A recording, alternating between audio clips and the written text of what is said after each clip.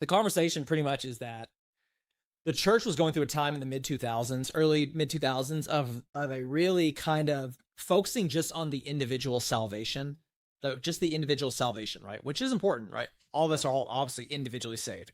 All individually came to Christ in faith, right? But there was kind of losing this covenantal aspect, the fact that you're saved out of something and brought into a covenant relationship with God, and thus in a covenant relationship with the church. And so it was trying to blend the lines between, not blend the lines, but trying to understand the lines between um, God's sovereignty and salvation, and also this covenantal aspect that you are genuinely and truly brought into a covenant relationship with God. So specifically, this really starts getting down to why we baptize our children.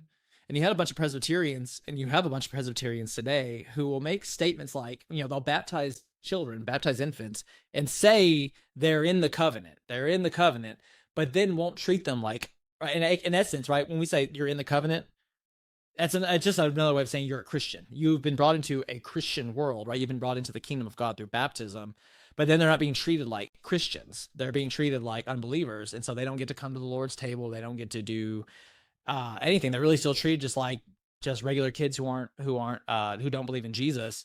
And so the Federal Vision guys were trying to. That's where the phrase comes from. Federal Vision was just a sorry, my band-aid's coming off.